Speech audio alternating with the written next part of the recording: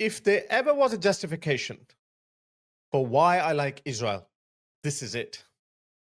A lot of people give me grief. You're an atheist. Why do you support the idea of Israel?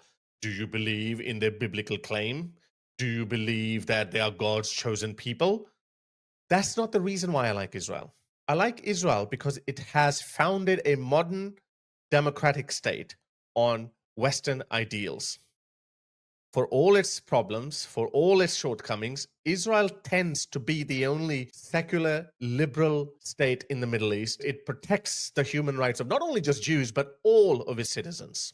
It understands that it has a very violent adversary, an adversary that does not respect the human rights of any other community. One such community is the Druze community. There are tens of thousands of Druze living peacefully in Israel. Now, Israel just started bombing government buildings in Syria, and it jeopardized its peace process. Mind you, Israel was trying to expand its relations with the new Syrian government under Jolani, who, by the way, was an Islamist. I celebrated the fall of Assad, but I did not celebrate the arrival of Jolani because I know what these people are made of. I know what they stand for.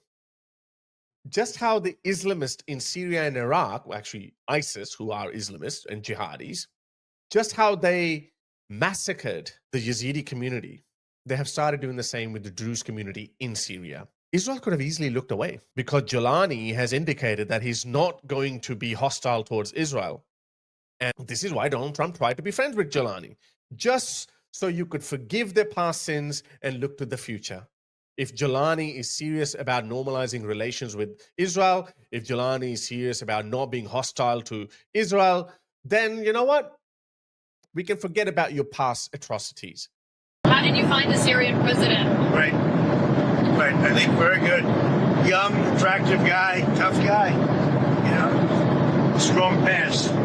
Very strong pass fighter. Is that wordy? But he's got a real shot at pulling it together. But it's pretty hard to convince a snake not to bite. No matter how nice you are to a snake, it will always bite you. And that's exactly what's happening with Jolani. So since last Sunday, the 13th of July, clashes have erupted between Arab Bedouins and the Druze community. And according to the latest reports, some 300 Druze people have been killed. And it seems like the Druze community in Israel, who are Israeli citizens, have started going into Syria to protect their brothers. Benjamin Netanyahu just addressed the nation and he pleaded, do not go into Syria because you could jeopardize your own lives and you could also hamper the IDF's efforts in the region to bring peace. ישראל הדרוזים. המצב בסווידה, המצב בדרום מערב סוריה, הוא חמור מאוד. צה"ל פועל, חיל האוויר פועל, כוחות אחרים פועלים. אנחנו פועלים כדי להציל את אחינו הדרוזים וכדי לחסל את כנופיות המשטר. ועכשיו יש לי בקשה אחת מכם. אתם אזרחי ישראל, אל תעברו את הגבול. אתם מסכנים את חייכם, אתם יכולים להירצח, אתם יכולים להיחטף, ואתם פוגעים במאמצים של צה"ל. ולכן אני מבקש מכם, חזרו לבתיכם, תנו לצה"ל לפעול.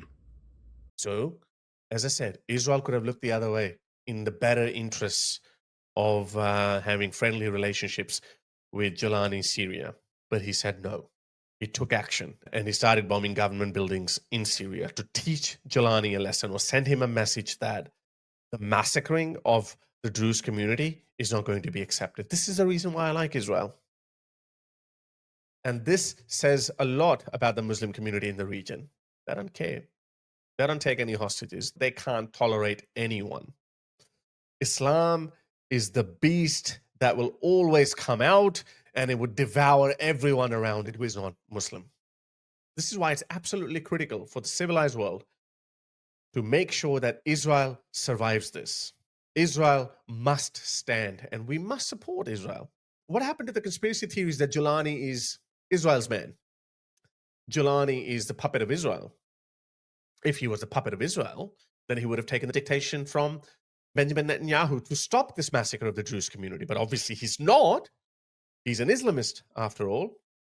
And it's not just a tribal conflict between the Arab Bedouins and the Druze community. It's not that simple because Syrian government officials have executed at least 21 Druze men. So I think the world stood by when the Islamists were massacring and raping the Yazidi community.